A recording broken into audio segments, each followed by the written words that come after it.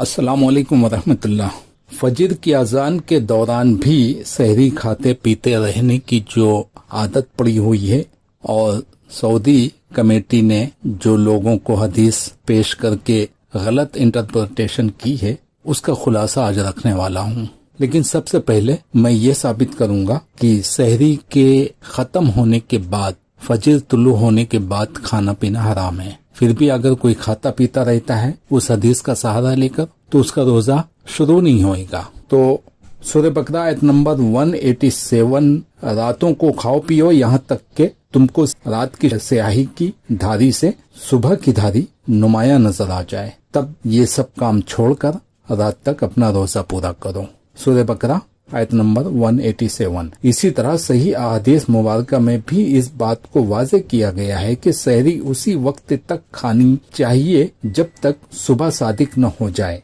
जब सुबह सादिक हो जाए तो अब सहरी खाना खत्म कर दिया जाए। सही मुस्लिम में है कि समरा बिन जुंदिब से मरवी है कि नबी करीम सल्लल्लाहु अलैहि वसल्लम ने इरशाद फरमाया, तुम्हें तुम्हारी सहरी से बिलाल की अजान धोखे में न डाले और न उफक की इस तरह लंबी सफेदी यहाँ तक के इस तरह फैल जाए। और हम्माद ने उसको अपने हाथों से बयान किया कि चौड़ाई में। और ये हदीस है सही मुस्लिम जिल्द 2 सफ़ा 770 बैरूत एडिशन में। और उसी के नीचे एक और हदीस है जो सेम है। और इन आयत और अहादीस सहीह से ये बात साबित हुई कि सहरी करने का वक्त तुलू सुबह सादिक तक है। जब सुबह सादिक तुलू कर आए तो अब रोजेदार के लिए खाना पीना हराम है। लेकिन बाज लोग सुनन अबी दाऊद की रिवायत को दलील बनाते हुए कहते हैं कि सहरी का वक्त खत्म हो जाने के बावजूद फजर की अजान के वक्त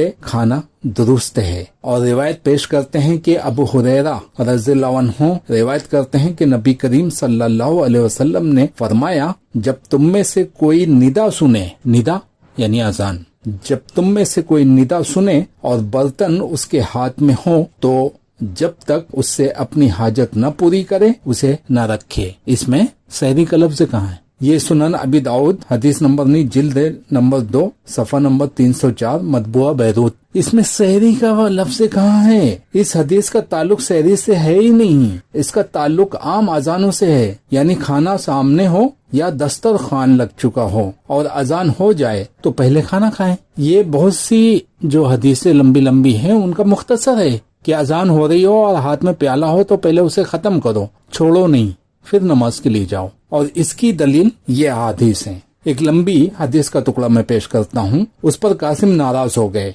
और उनके खिलाफ दिल में गुस्सा किया। फिर जब उन्होंने आयशा का दस्तरखान आते हुए देखा तो उठ खड़े हुए। नाराज थे इसलिए उठ खड़े हुए कि खाना नहीं खाना मुझे। हजरत आयशा ने पूछा, कहाँ जाते हो? उन्होंने कहा, मैं नमाज पढ़ने लगा हूँ। आयशा ने कहा, बैठ जाओ। उन्होंने कहा, मुझे नमाज पढ़नी है। आयशा ने कहा, बैठ जाओ। धोखेबाज, मैंने रसूलुल्लाह सल्लल्लाहु अलैहि वसल्लम को फरमाते हुए सुना, खाना सामने आ जाए तो नमाज नहीं, और न वो शख्स नमाज पढ़े जिस पर पेशाब पखाना की जरूरत गालिब आ रही हो।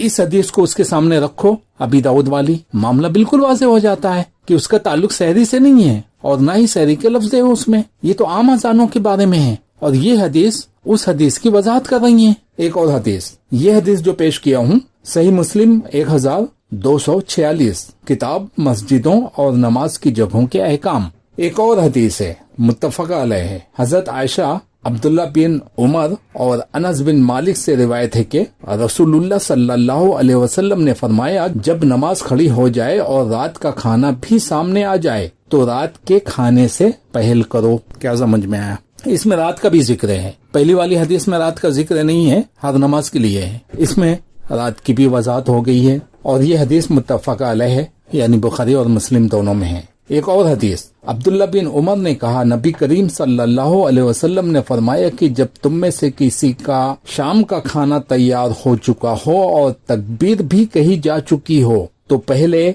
खाना खा लो और नमाज के लिए जल्दी न करो, खाने से फरागत कर लो। और अब्दुल्ला बिन उमर के लिए खाना रख दिया जाता, इधर इकामत हो जाती, लेकिन आप खाने से फारिग होने तक नमाज में शरीक नहीं होते, यहाँ तक कि आप इमाम की किरात बराबर सुनते रहते। یعنی کھانا کھاتے رہتے اور ان کو یہ پتا رہتا کہ نماز شروع ہو چکی ہے اور قرات ہو رہی ہے۔ صحیح بخاری حدیث نمبر 673 اور صحیح بخاری حدیث نمبر 674 میں عبداللہ بن عمر نے کہا کہ نبی کریم صلی اللہ علیہ وسلم نے فرمایا کہ اگر تم میں سے کوئی کھانا کھا رہا ہو تو جلدی نہ کرے بلکہ پوری طرح کھا لے، چاہے نماز کھڑی کیوں نہ ہو گئی ہو۔ اور صحیح بخاری حدیث نمبر 5465 میں ہے کہ عائشہ نے فرمایا کہ نبی کریم صلی اللہ علیہ وسلم نے فرمایا کہ جب نماز کھڑی ہو چکے اور رات کا کھانا بھی سامنے ہو تو کھانا کھاؤ۔ اور صحیح مسلم حدیث نمبر 1244 میں ہے کہ عبداللہ بن عمر سے روایت ہے کہ